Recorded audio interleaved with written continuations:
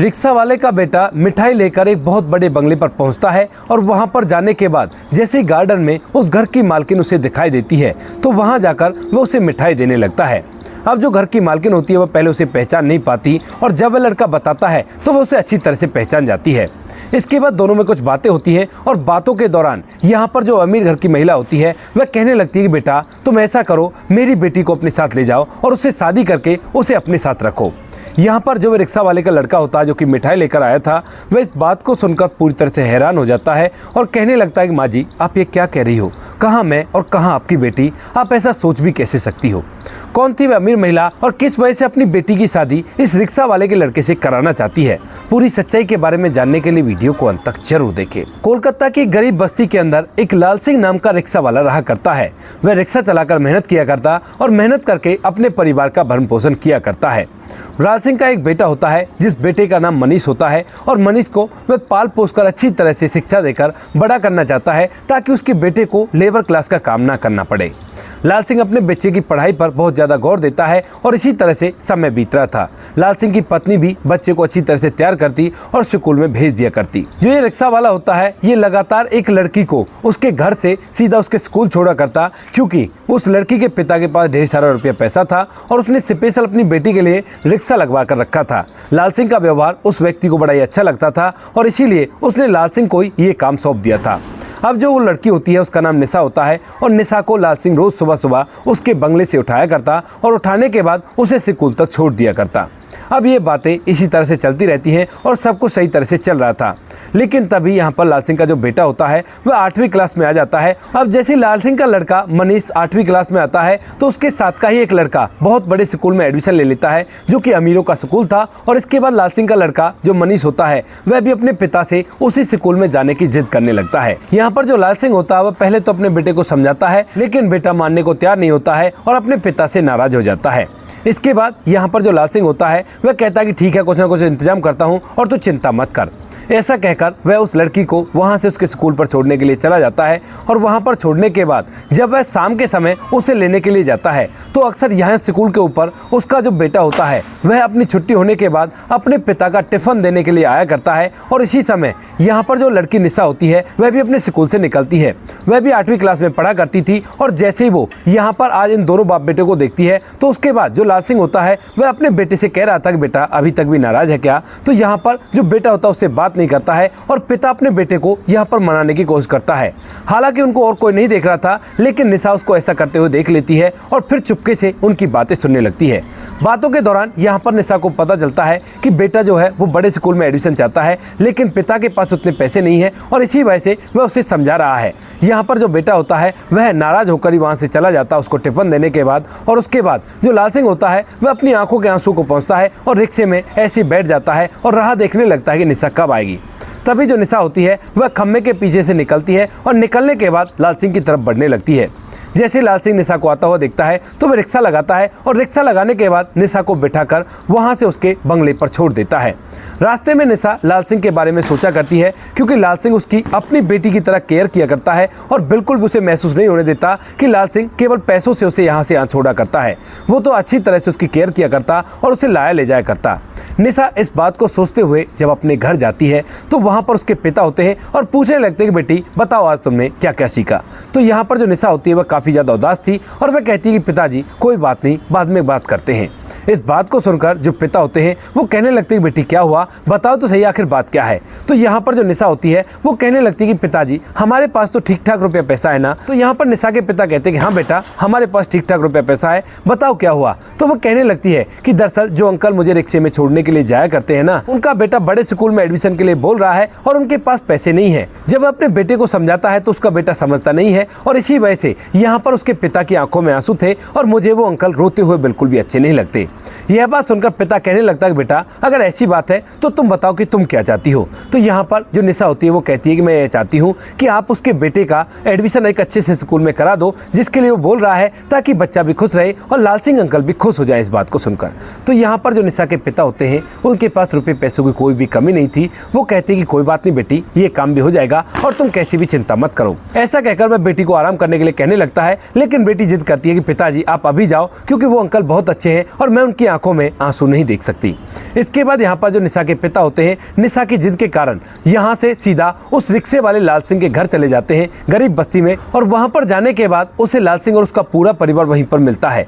शाम का समय था और शाम के समय जब यहाँ पर अमीर व्यक्ति उस कुटिया के अंदर जाता है तो सभी लोग देखकर हैरान हो जाते हैं कि अमीर व्यक्ति इनके घर क्या कर रहा है। यहाँ पर लाल सिंह जो होता है वह खुद भी इस बात को देखकर हैरान हो गया था और एकदम से खड़ा हो जाता है। कहता है कि मालिक, क्या मुझसे कोई गलती हो गई जो आप यहाँ पर आए हो? अगर कोई बात थी तो आप मुझे ही बता देते। लेकिन तभी वो अमीर व्यक्ति कहने लगता है कि नहीं भाई, कोई गलती नहीं हुई है, वो दरअसल मेरी बेटी ऐसे से बता रही थी क्या तुम्हें पैसों की जरूरत है। तो यहाँ पर लाल सिंह कहता है कि हाँ मालिक, जरूरत तो है, लेकिन कर भी क्या सकते हैं, हम लोग तो गरीब हैं और बेटे को मैं जैसे जैसे समझा दूंगा, कोई परेशानी नहीं है। तभी यहाँ पर जो अमीर व्यक्ति होता है वो कहने लगता है कि अरे भाई ऐसी बात नहीं है, मेरे पास रुपए पैसे की कोई भी दिक्कत नहीं है और तुम वैसे भी मेरी बेटी को छोड़ा करते हो और इसीलिए मैं तुम्हारी मदद करना चाहता हूँ और बेटी की भी यही इच्छा है। इसी वजह से मैं रात के समय आया हूँ, क्योंकि बेटी बिल्कुल भी जिद पर अड़ी है कि आप पहले उनकी मदद करके आओ और उसके बाद ही मैं खाना खाऊंगी। इस बात को सुनकर यहाँ पर जो लाल सिंह होता है वह कहने लगता है कि नहीं साहब, कोई बात नहीं, रहने दो, हम लोग कैसे न कैसे इंतजाम कर लेंगे। लेकिन यहाँ पर वह अमीर व्यक्ति उनसे मदद का हाथ आगे बढ़ाता है। इसके बाद जो लाल सिंह होता है वह भी उसकी बात को मान जाता है और यहाँ पर उस अमर व्यक्ति की मदद से अपने बेटे का एडमिशन एक बहुत बड़े स्कूल में करवा देता है। यहाँ पर जो अमीर व्यक्ति होता है वो कहता है कि कोई बात नहीं, बच्चे की पढ़ाई की तो बात है, इसका पूरा खर्चा मैं उठा लूंगा और तुम आराम से अपने काम करो, अपने घर को चलाओ और कोई भी कैसी भी दिक्कत नहीं है। इस बात को सुनकर यहाँ पर जो लाल सिंह होता है उनके सामने हाथ जोड़ता है और कहता है कि मालिक, आपका बहुत बहुत शुक्रिया जो आपने मेरी इतनी मदद कर दी। इसके बाद पूरा परिवार बड़ा ही खुश हो जाता है और आज के बाद यहाँ पर जो निशा का पिता होता है वह लाल सिंह के बेटे मनीष का पूरी पढ़ाई का खर्चा उठाने लगता है और दिन रात एक करके जो मनीष होता है वह भी पढ़ाई लिखाई में काफ़ी ज़्यादा अच्छे नंबर लाता है। धीरे धीरे करके समय बीता है और समय के साथ साथ निशा का स्कूल जाना छूट जाता है। यहाँ पर जो मनीष होता है अब वह इतना समझदार तो हो ही गया है कि अपनी पढ़ाई लिखाई के लिए खुद से पैसे कमाने लगा है और उसने निशा के पिता से मना कर दिया है। कह दिया कि अंकल जी, अब मैं खुद से कमा लिया करता हूँ और आपका बहुत बहुत धन्यवाद, जिंदगी में कभी मौका मिला तो आपका एहसान जरूर से चुकाऊंगा। यहाँ पर निशा के पिता कहते हैं कि कोई बात नहीं बेटा, ये एहसान नहीं है, ये तो केवल अदले का बदला है। जब तुम्हारे पिता ने हमारी बेटी को अच्छी तरह से स्कूल पहुँचाया, उसी वजह से मैं तुम्हारी पढ़ाई का खर्चा उठा रहा था। लेकिन ये अच्छी बात है कि तुम अपने आप अपनी पढ़ाई करना चाहते हो तो बेशक से करो, कोई भी दिक्कत नहीं है। मनीष अपने दम पर आगे की पढ़ाई करता है और पढ़ाई करने के बाद नौकरी लग जाता है। जैसे ही वो नौकरी लगता है तो अब तक उसने अपने पिता का रिक्शा चलाना भी छुड़वा दिया था और पिता को एक परचून की दुकान पर बिठा दिया था। पिता परचून की दुकान चलाया करता था। इधर जो मनीष होता है उसे पूरी की पूरी बातें याद है कि किस तरह से निशा के पिता ने उसकी मदद की थी। अगर वो मदद नहीं करते तो यहाँ पर उसके साथ कुछ भी नहीं होता। इसके बाद यहाँ पर जो मनीष होता है वह छोटी मोटी नौकरी तो काफी दिनों से करता आ रहा है, लेकिन उसकी इच्छा है कि वह बहुत बड़ी नौकरी में लगे प्राइवेट कंपनी में और उस कंपनी के लिए वह लगातार प्रयास करता आ रहा था। अब इस प्रयास उसके एक दिन सफल हो जाते हैं और जैसे उसके प्रयास सफल होते हैं तो उसे बहुत बड़ी खुशी होती है और इस खुशी को अपने माता पिता के साथ सेलिब्रेट करता है। यहाँ पर जब बच्चे को खुश होता हुआ लाल सिंह और उसकी पत्नी देखते हैं तो वह कहते हैं कि हाँ बेटा, बहुत अच्छा हुआ और तू अब अच्छे से कमाने लगा है, तो कुछ दिनों बाद अब तुम्हारी शादी भी करा देंगे। यहाँ पर मनीष कहता है कि हाँ माँ बाबू जी, कोई बात नहीं, अब मैं शादी भी कर लूंगा, क्योंकि काफी दिनों से जो मनीष है वह शादी के युग तो हो गया है। लेकिन जब माता पिता उसे शादी के लिए बोलते हैं तो वह साफ साफ इनकार कर दिया करता है। कहता है कि अगर मैं कामयाब नहीं हुआ तो बिल्कुल भी शादी नहीं करूंगा, क्योंकि जिस तरह से आप लोगों ने जिंदगी जी है मैं उस तरह से नहीं जी सकता। अगर मुझे अच्छी कंपनी में नौकरी मिल गई तो उसके बाद ही मेरी शादी के बारे में सोचना।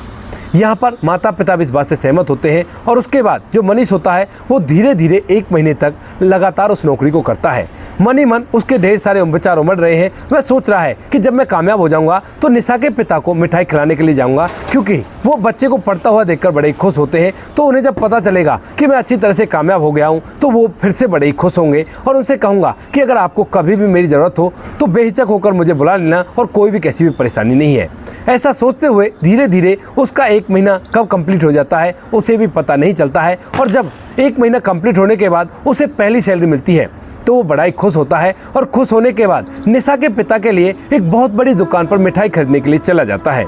यहाँ से जो मनीष होता है वह उस दुकान पर जाता है और उनसे कहता है कि जो सबसे महंगी मिठाई आपकी दुकान में हो उस मिठाई को मुझे दे दीजिए, मुझे किसी खास आदमी को देनी है।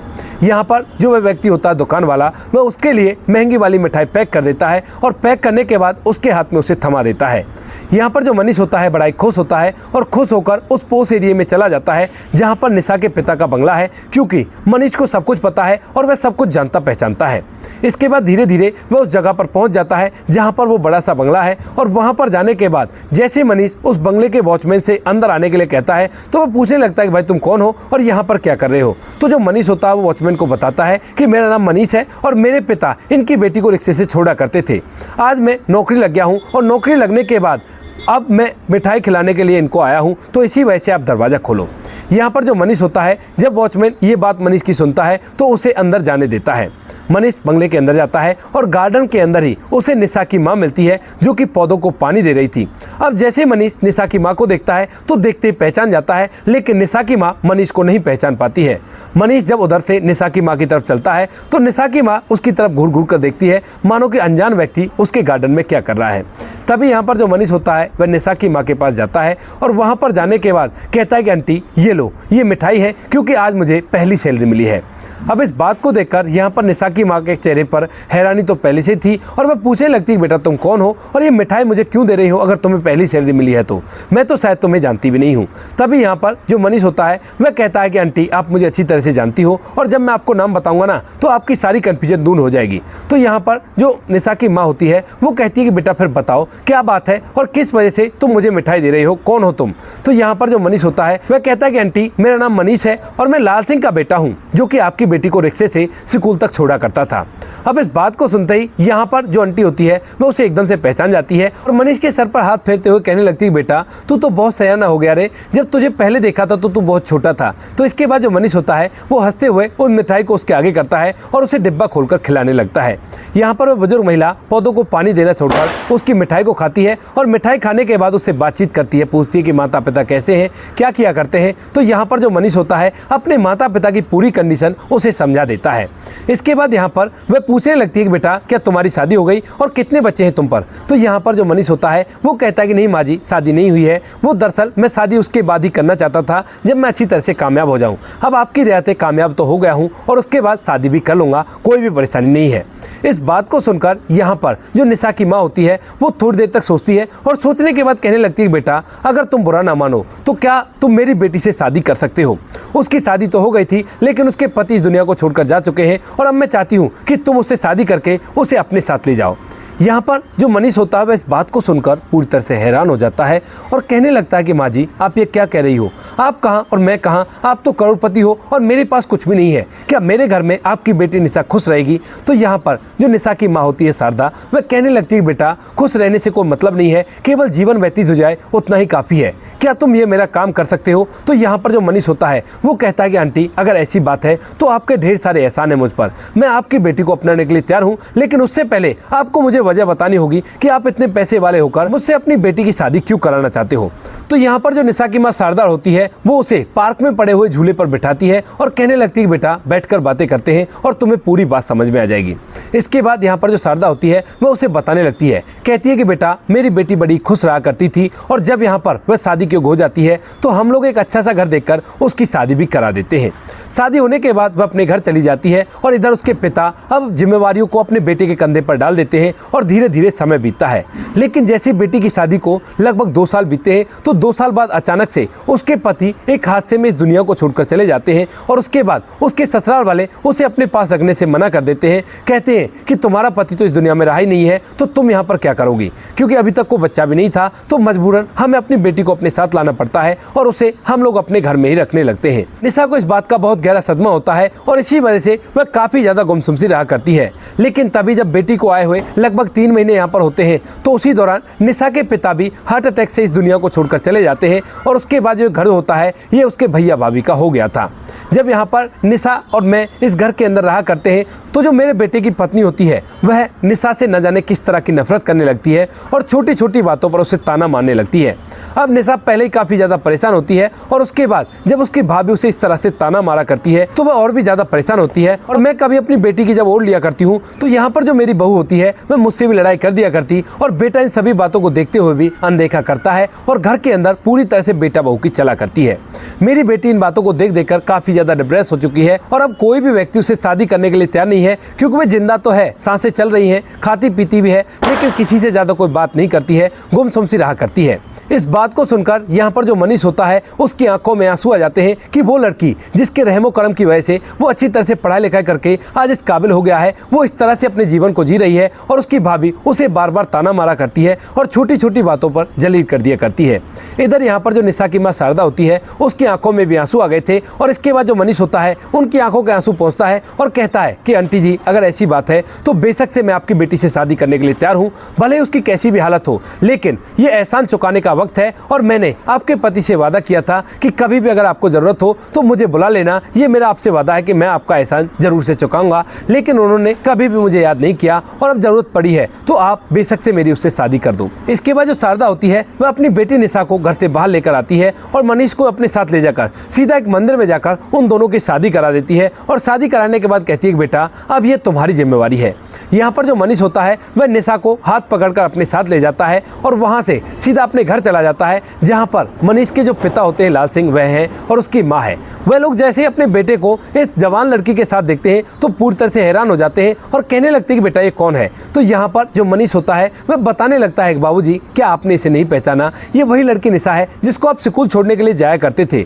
यहाँ पर जो पिता होता है वो कहने लगता है कि बेटा ये तूने क्या कर दिया, इसको अपने साथ शादी करके क्यों ले आया? तो यहाँ पर जो मनीष होता है वह पूरी कहानी अपने पिता लाल सिंह को बताता है और जब लाल सिंह ये पूरी कहानी सुनता है तो उसके बाद उसे भी महसूस हो जाता है कि मनीष ने जो कुछ भी किया वो सही किया है, लेकिन उसने एक गलती छोड़ दी। तो यहाँ पर वह अपने बेटे से कहने लगता है कि बेटा ये तो ठीक है कि तू इसे ले आया, लेकिन तुझे एक काम और करना चाहिए था। तो बेटा कहने लगता है कि पिताजी क्या करना चाहिए था? तो वो कहता है कि मालिक की पत्नी को भी अपने साथ ले आता, उसको भी यहीं पर रख लेते, क्योंकि जब घर के अंदर बेटा बहू की चला करती है तो माँ बाप की किधर नहीं हुआ करती।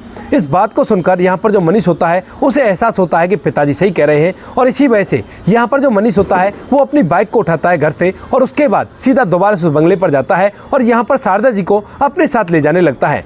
लेकिन शारदा जी जो होती है वह मना करने लगती हैं और उसके बाद जो मनीष होता है वह उन्हें अपनी सौगंध चढ़ा देता है और कहता है कि माँ जी, आपको हमारे साथ चलना होगा, मुझसे गलती हो गई और पिताजी ने ही आपको ले जाने के लिए कहा है। इसके बाद जो शारदा जी होती हैं वह भी अपने बेटा बहू से छुटकारा पाना चाहती थी और वह मनीष के साथ वहाँ से सीधा वहाँ पर चली जाती हैं। वहाँ पर जाकर वो लोग एक साथ रहने लगते हैं। बेटा बहू को जब ये पता चलता है कि माँ और बहन दोनों के दोनों चले गए हैं, इस तरह से बहन की शादी रिक्शे वाले लड़के के साथ करवा दी है, तो उन्हें इस बात का कोई भी फर्क नहीं पड़ता है। वो तो बल्कि खुश होते हैं कि चलो अच्छा हुआ आफत टली, अब घर के अंदर हमको रोकने टोकने वाला कोई भी नहीं है। इसके बाद यहाँ पर जो निशा होती है वह धीरे धीरे जब उसे अच्छी तरह से प्यार दुलार मिलता है और माँ भी उसकी देखरेख किया करती है, इधर यहाँ पर जो लाल सिंह की पत्नी लाल सिंह होते हैं वह भी उससे अच्छे से व्यवहार किया करते हैं। तो धीरे धीरे निशा को अपनी पुरानी बातें याद आने लगती हैं और वह धीरे धीरे उनके साथ रहकर मुस्कुराने लगती है। लगभग 1 साल के अंदर निशा पूरी तरह से ठीक हो जाती है और जब वह पुरानी बातों को सोचती है तो उसे रोना सा आ जाता है और उसके बाद वह अपने भाई के ऊपर केस डाल देती है और कहती है कि मुझे प्रॉपर्टी में से हिस्सा चाहिए। यहाँ पर निशा पढ़ी लिखी भी थी और जब भाई के ऊपर कोर्ट से कागज आते हैं कि इस तरह से तुम्हें अपनी बहन को प्रॉपर्टी का हिस्सा देना होगा, तो उसके बाद जो भाई होता है वह मजबूरन उसे हिस्सा देने के लिए तैयार हो जाता है। निशा अपने भाई से प्रॉपर्टी का आधा हिस्सा कर लेती है और यहाँ पर उसकी माँ भी उसके साथ ही रहती है। निशा ने अपने भाई से जो प्रॉपर्टी का हिस्सा लिया था उससे यहाँ पर जो मनीष होता है उसको वो एक बिजनेस करवाती है और अब तक जो मनीष होता है वह बिजनेस की छोटी मोटी दाव पेच भी जान चुका था और निशा भी उसका साथ देती है। निशा और मनीष दोनों मिलकर एक छोटी सी फैक्ट्री चला देते हैं और उस फैक्ट्री से वो अच्छा खासा पैसा कमाने लगते हैं। इधर यहाँ पर जो निशा का भाई होता है अभिषेक, वह अब इसके बाद जब उसका आधा प्रॉपर्टी का हिस्सा चला जाता है तो उसे इसकी बात की टेंशन हो जाती है और इसी टेंशन के चलते वह अपने काम धंधे पर बिल्कुल भी ध्यान नहीं देता है और जब यहाँ पर उसके काम धंधे पर ध्यान नहीं दिया जाता है तो उसका बिजनेस पूरी तरह से ठप हो जाता है और वह पूरी तरह से रोड पर आ जाता है। एक दिन ये बात निशा की माँ शारदा को और निशा को भी पता चल जाती है, लेकिन वो लोग उसे बिल्कुल भी ना तो कोई सहारा देते हैं और ना ही ये कहते हैं कि देखो कितना गलत हुआ है इसके साथ, क्योंकि उसने माँ और बहन को इतना ही परेशान कर दिया था। तो दोस्तों ये थी आज की कहानी। आपको जैसी भी लगी हो कमेंट सेक्शन में बता देना। वीडियो अगर अच्छी लगी तो वीडियो को लाइक और चैनल को सब्सक्राइब जरूर करें ताकि हमें थोड़ा सा हौसला मिल सके आप लोगों के लिए ऐसी अच्छी वीडियो बनाने के लिए। इन कहानियों को सुनाने का उद्देश्य किसी को परेशान करना बिल्कुल भी नहीं है। ये कहानी आपको इसलिए सुनाई जाती है ताकि आप लोग इन कहानियों में से कुछ ना कुछ सीख सको और अपने जीवन में उस चीज़ को अप्लाई कर सको। मिलते हैं किसी नेक्स्ट वीडियो नए टॉपिक के साथ, तब तक के लिए जय हिंद, जय भारत, जय हिंदुस्तान।